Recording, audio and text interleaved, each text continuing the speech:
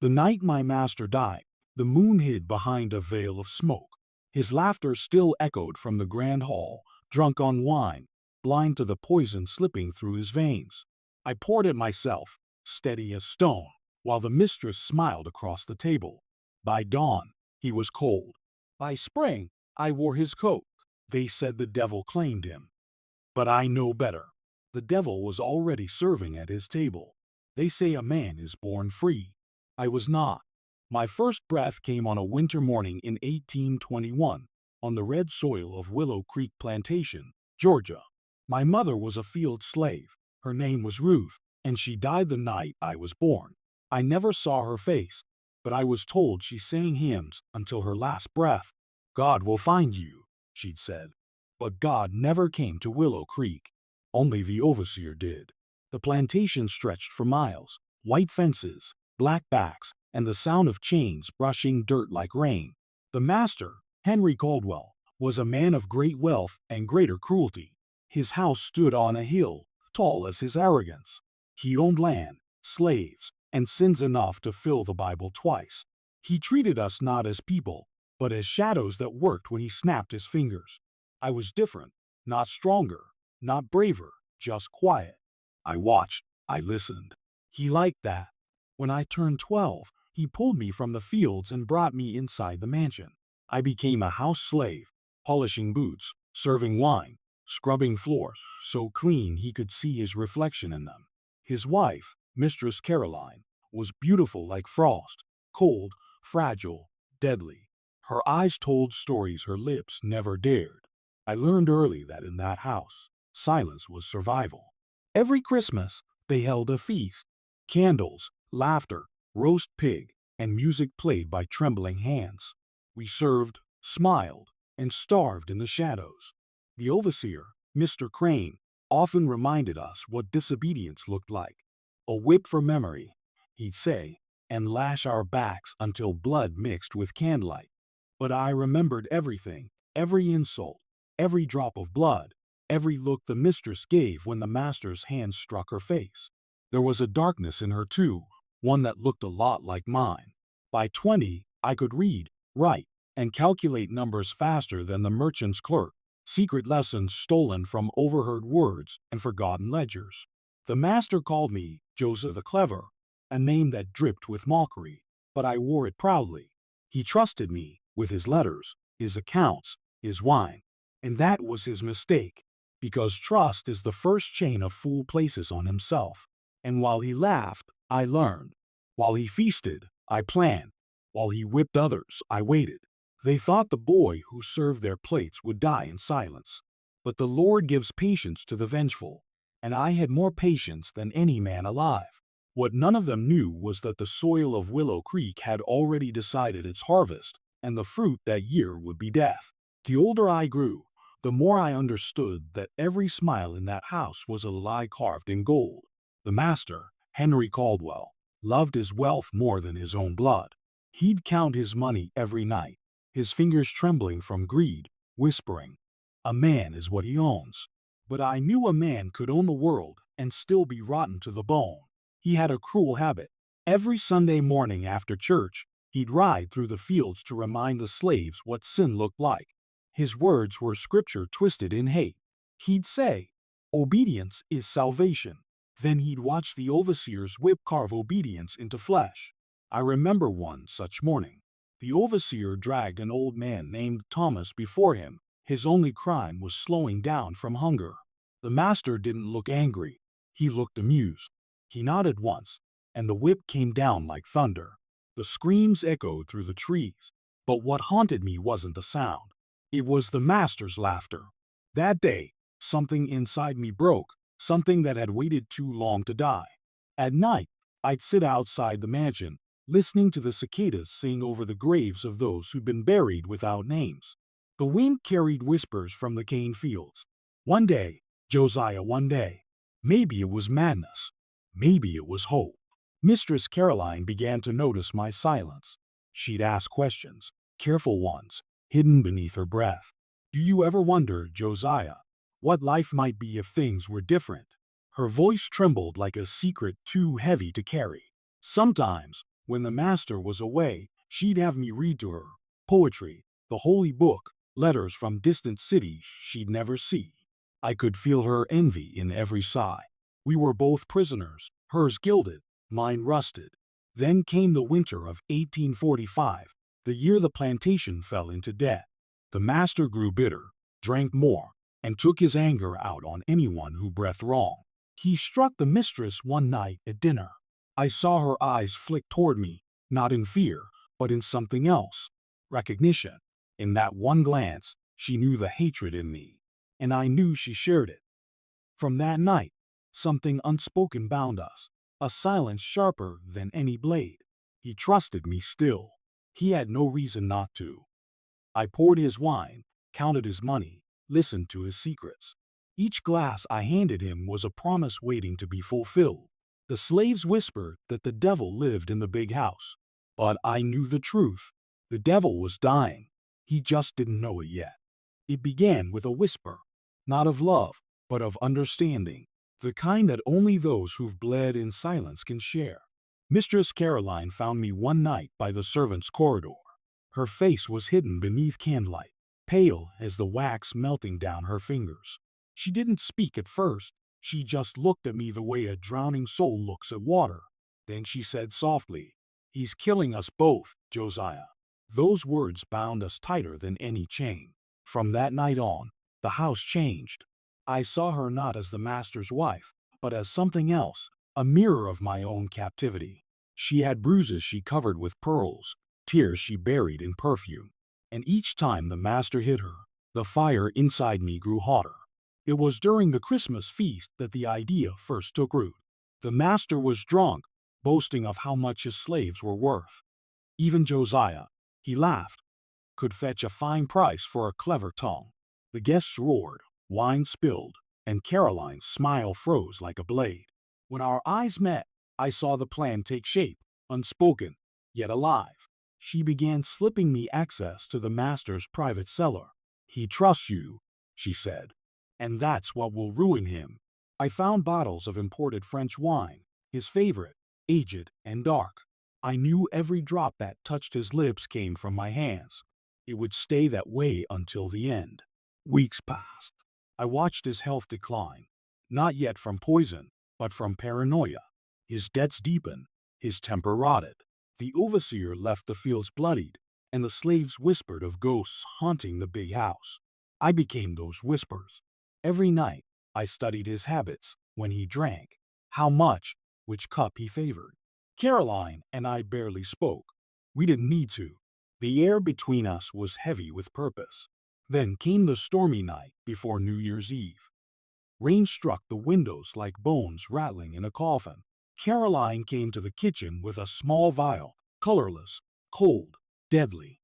"It's for rats," she said, her voice trembling. But we both knew which rat she meant. I held that vial beneath the candlelight, watching the poison dance. "He'll taste nothing," I murmured. And she whispered, "That's the mercy he never gave." The plan was set. New Year's night, the grand feast. Guests would come, music would play, and death would sit quietly between us. For the first time in my life, I felt something close to freedom. Not the kind that comes from papers or laws, but the kind that breathes in the dark before justice. And as the clock ticked toward the new year, I realized something chilling. Fate wasn't coming for him. I was. The final night came dressed in laughter. New Year's Eve, 1845. The great hall glowed with candlelight, violins sang, and the scent of roasted lamb filled the air. The master wanted a celebration fit for a king, he said. He didn't know it would be his funeral feast. I moved among the guests like a shadow, parring, smiling, serving, my hands steady, my heart quiet. Mistress Caroline wore crimson silk, her throat glistening with jewels. She looked radiant and terrified. When the master called for his favorite wine, I felt time stop. The room swirled in gold and smoke, laughter echoing like thunder in the distance. I brought the bottle from the cellar, dark glass, red seal, and poured it into his cup with the grace of a priest offering communion. He lifted the glass. "To the South," he roared. "To land, to wealth, and to those who serve it well." Everyone cheered. The violin played. The chains inside me rattled one last time. He drank. At first, nothing. Then came the silence, sharp, strange, stretching across the table. His hand froze mid-air. His face turned pale. I watched as the smile drained from his lips like color from dying flesh. A faint wheeze escaped his throat, a dry, choking sound. Caroline rose from her chair. "Henry?" He tried to speak, but the only words that came were gasps. His cup fell, crimson spilling over white linen like blood on snow. The guests screamed. I stood motionless, still holding the bottle. He reached toward me, eyes wide with disbelief. Maybe he knew. Maybe he didn't.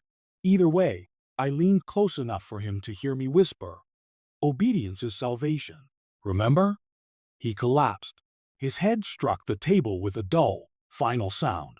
Panic followed, chairs clattering, candles falling, cries filling the hall. I stepped back, the bottle still in my hand. As the master's body trembled and went still, Caroline fell to her knees beside him, her sobs perfectly rehearsed. And me? I walked out, past the servants, past the cries, past the chaos, into the cold night. The air smelled of rain and smoke. Somewhere in the distance, fireworks burst, the world celebrating a new year, while mine had just been reborn. I didn't run. I didn't hide. I simply stood there, feeling the night wash over me. For the first time, I wasn't a slave. I was the man who had killed his master. And as the church bells tolled midnight, I realized something terrible. Freedom doesn't feel like light. It feels like silence. And in that silence, I swore I'd never wear chains again.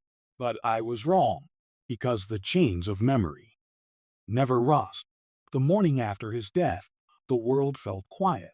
Too quiet. The birds didn't sing. The servants moved like ghosts. Even the wind seemed afraid to pass through the house where Henry Caldwell's body lay stiff and pale upon silk sheets. The doctor came and left quickly. "A stroke," he said. The man worked too hard. No one questioned it. No one dared. The slaves kept their heads down, and the guests spread rumors like ash. Only Caroline and I knew the truth buried beneath their whispers. The funeral was grand. White roses, silver carriages, hymns sung by trembling voices. They buried him on the hill behind the church, beneath the oldest oak on the plantation. I stood behind the mourners, my hands folded, my face calm. When the priest said, "May he rest in peace," I almost laughed. Men like him don't rest. They haunt. In the weeks that followed, Caroline became Mistress Caldwell, widow of Willow Creek. The debts that had once consumed her husband vanished like smoke, paid off by the sale of a few unnecessary assets. I was not among them. Instead, she kept me close. "You've served this house faithfully," she told me. "You'll continue to do so." But something had changed. She looked at me differently now, not as a servant, but as a man who had delivered her from hell. Rumors spread like wildfire. Some said the widow had taken a lover. Others whispered that the devil himself had returned in the form of a black man wearing the master's coat. And in truth, both were right. By spring, we were married, quietly, scandalously. The South called it sin. The church called it blasphemy. But money has a way of washing sin clean. Caroline inherited everything, and through her, so did I. I learned business from the ledgers I once polished. I invested in land, sugar, cotton, even the same chains that once bound me. Irony became my inheritance. By 1852, Josiah Caldwell was known across 3 states, a black man richer than his former master had ever dreamed. Freedom, I learned, is a strange thing. It doesn't sing. It whispers. It asks what you'll do with the silence left behind. I built schools for freed children, paid wages to men who once called me brother in the fields, and kept Caroline in fine silk until her dying day. We never spoke of that night again, but sometimes, when she stared into the fire too long, I knew she was back there, in that hall, hearing the cup fall. As for me, I slept well. Until the dreams began. I'd wake to the sound of rattling glasses, the smell of wine. Sometimes I'd hear his voice, faint, mocking, whispering from the shadows. Obedience is salvation. I'd look into the mirror and see him behind me, smiling that cruel smile. Wealth changes a man's clothes, not his sins. When I died, years later, rich beyond measure, they wrote in the papers. Josiah Caldwell, the wealthiest colored man in the South, dies at 57. They praised my success, my business, my marriage. But none of them knew the truth of what bought it all: a single glass of poisoned wine. And sometimes, when the night grows quiet, I wonder if the price of freedom was worth the taste of it. Because though the master is buried, his ghost still drinks beside me. They buried me beside her, Mistress Caroline, under the same oak that once shaded my master's grave. Strange, isn't it? The man I killed resting only 10 paces from the man I became. Death has no hierarchy. The soil swallows kings and slaves just the same. I remember the last night before I died. The house was quiet, the walls heavy with memory. I could hear the wind humming through the corridors, brushing against portraits of people long gone. My wealth surrounded me: gold, ledgers, paintings, but all I could see was that old wooden cup, falling, spilling crimson across white linen. They say history forgets the wicked, but it never forgets the truth.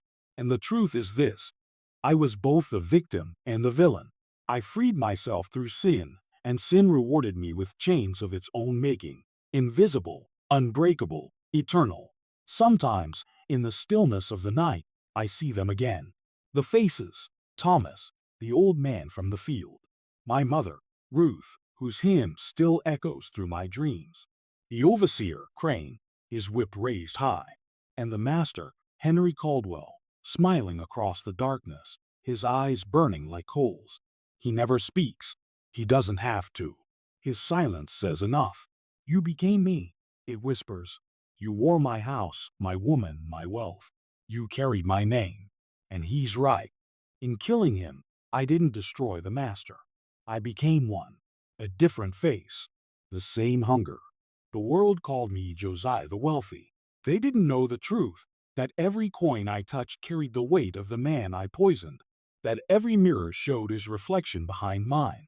Freedom came at a price, and I paid it with my soul. I built schools and houses for others, trying to balance the scales, but no deed can cleanse a cup already stained with death. When I walked through my estate at night, the shadows of the cane fields followed me. I'd hear the faint clink of chains, smell the sweat, the blood, the earth that once knew me by name. Now, from where I stand, beyond time, beyond life, I see the world hasn't changed much. The chains have new forms, the masters wear new faces, but the hunger for power still feeds on the backs of the forgotten. Sometimes, I wonder if I'd do it all again, if given the chance to relive that night. The poison, the whisper, the fall. Would I still pour the wine? Would I still taste revenge? Yes, and that's the curse of it. Because once a man learns how power tastes, he can never forget it. It lingers, bitter and sweet, long after the heart stops beating. So if you ever walk through Georgia and you pass a grave marked Josiah Caldwell, 1821 to 1878, stop for a moment. Listen. You might hear the faint clink of glass, the whisper of a hymn in the wind. And maybe, just maybe, you'll hear my voice say, freedom is never free. Someone always pays, in blood, in silence, or in soul. And as the night swallows my words, remember me not as the man who killed his master, but as the man who learned too late that vengeance is just another name for slavery. The earth above me shifts sometimes. I can feel it, the footsteps of strangers passing, the hum of engines from a world I do not know. Time has stretched thin, and yet I remain here, listening beneath the roots. They built roads over the old plantation. A factory stands where the fields once burned under the Carolina sun. No one remembers the sound of chains there anymore. Only the rhythm of machines, steel replacing the whip. But I remember. I always will. Sometimes, children come near the oak. They play, they laugh, they shout. One of them once tripped over my headstone, brushed off the dirt, and read my name aloud. Josiah Caldwell, he said, the rich manual. His mother called him away before he could ask why a rich man lay buried beside a slave master. No one tells that story now. They speak of progress, of freedom won, of a past long buried. But the soil remembers blood better than men remember lessons. Every storm that sweeps across this land still carries the iron scent of what was done here. And on nights when the moon hangs low and red, I rise, not in body, but in memory. I walk the fields again, watching phantoms of my own making. The master still drinks. Caroline still smiles.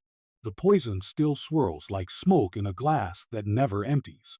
I reach for it every time, not to pour, but to stop it, to change what cannot be changed. But history is a circle, and I am caught in its turning. I have seen the world above grow fast and proud. Yet, in every courthouse, every boardroom, every field where sweat buys another man's wealth, I see him again. The master. Different faces, same hunger. Perhaps that is why my spirit lingers. Not for guilt, not for punishment, but as a warning. If you ever stand where the oak still grows, and the wind carries the faint scent of smoke and wine, remember me. Not as Josiah the slave, nor Josiah the wealthy, but as the echo of every man who reached for freedom through fire and found only shadow. Because the past doesn't die. It waits beneath our feet, whispering through the roots. And if you listen long enough, you'll hear it say what I have always known. The earth remembers every sin we bury.